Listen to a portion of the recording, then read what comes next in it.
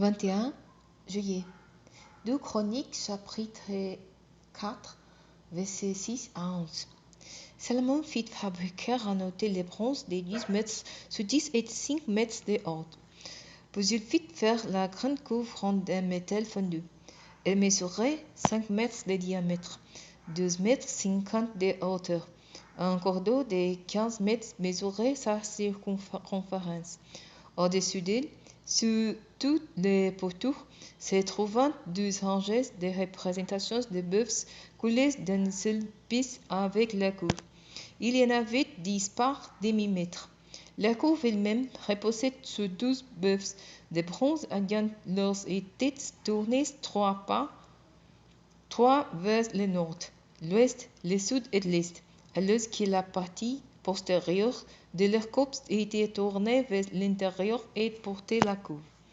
La paroi de la couve avait 8 cm d'épaisseur et son rebord était façonné comme celui d'une coupe en forme de pétale de lys.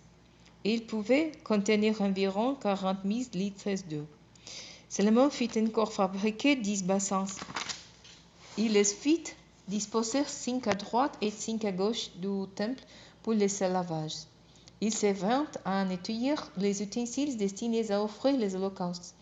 La grande couve servait aux purifications des spirits.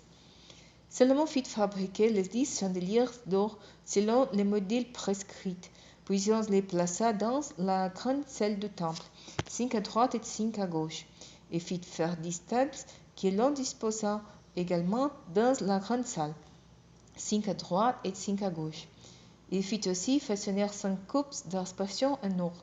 Il fit aménager les parvis des spirits et de la grande cour. Il fit fabriquer les portes de la cour et revêtir leurs battants de bronze. La grande couve fut placée du côté droit du temple, vers l'angle du sud-est. Oran fabriqua les chaudrons, les pelles et les coupes à aspersion. Oran termina ainsi les travaux que le roi Salomon lui avait confiés dans le temple de Dieu. Les 12 colonnes avec les chapiteaux évasés qui les surmontent, les 12 trellis pour recouvrir les évasements de ces chapiteaux, les 400 grenades accrochées aux trellis, 12 rangées de grenades par trellis, les 10 chariots et les 10 bassins placés dessus, la grande couve unique en son genre, et les 12 bœufs qui la supportent, les chaudrons, les pelles et les crochets à viande. Oran-Nabi avait fabriqué en bronze poli pour Salomon tous les objets destinés au temple de l'Éternel. Le roi les fit fondre dans la plaine du Jourdain, dans des couches d'argile entre Sukkot et Seredat. Salomon fit fabriquer tous ces objets en si grande quantité qu'on ne pouvait évaluer les poids de bronze utilisés. Il fit encore fabriquer tous les autres objets destinés au temple de Dieu. L'autel des parfums en or, les tables sous lesquelles on plaçait les pains exposés devant l'Éternel, les chandeliers d'or fins avec leurs lampes, que l'on devait allumer selon la règle devant la salle du fond, avec leurs fleurons, leurs lampes et les mouchettes en or très pur, les couteaux, les calices, les coupes et les brasiers d'or fin, ainsi que les gants en or pour les portes de l'intérieur du temple à l'entrée du lieu très saint et pour les portes de la grande salle à l'entrée du temple. Quand tous les travaux que le roi Salomon fit exécuter pour le temple de l'Éternel furent achevés, Salomon fit apporter les objets que son père David avait consacrés, l'argent, l'or et tous les ustensiles, et il les déposa dans les trésors du temple de Dieu. Alors Salomon rassembla à Jérusalem tous les responsables d'Israël, tous les chefs des tribus et les chefs des familles des Israélites pour faire transporter les coffres de l'alliance de l'Éternel depuis la cité de David, qui est Sion. Tous les hommes d'Israël s'assembleront auprès du roi pendant la fête des Escabans qui a lieu au 7e mois. Tous les responsables d'Israël viendront et les Lévites se chargeront de porter les coffres sacrés. Les prêtres et les Lévites transporteront les corps ainsi que la tente de la rencontre et tous les ustensiles sacrés qu'elle contenait. Le roi Salomon et toute la communauté d'Israël, assemblés auprès des lieux devant les coffres, offriront en sacrifice un très grand nombre de petits et de grosses bêtises qu'on ne pouvait évaluer.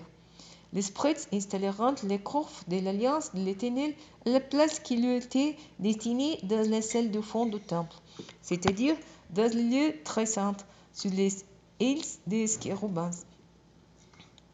Les chérubins avant leurs ailes déployées au-dessus de l'emplacement du coffre, de sorte qu'ils forment un voûte au-dessus du coffre et de ses barres.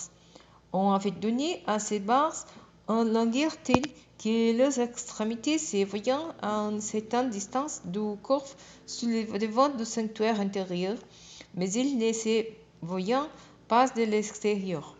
Le coffre est resté là jusqu'à ce jour. Dans le coffre, il y avait seulement les 12 tablettes chinoises y avaient placées à Horeb lorsque l'Éternel conclut une alliance avec les Israélites à leur sortie d'Égypte. Les prêtres sortiront de lieu saint.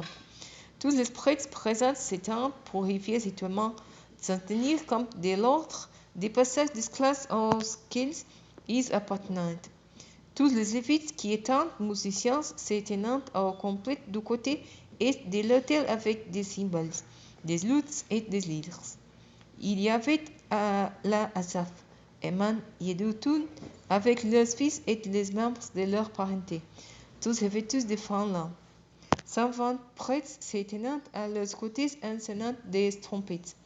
Les trompettistes et les musiciens joueront ensemble, à l'unisson, pour leur et célébrer l'Éternel. Les musiciens firent retentir les trompettes, les cymbales et les autres instruments, et loueront l'Éternel en chantant.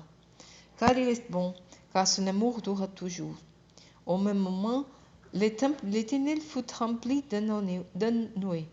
Les prêtres ne pourront pas y rester pour accomplir le service à cause de la nuit, car la gloire de l'Éternel remplissait le temple. Alors Salomon dit, l'Éternel a déclaré qu'il demeurait dans un lieu obscur.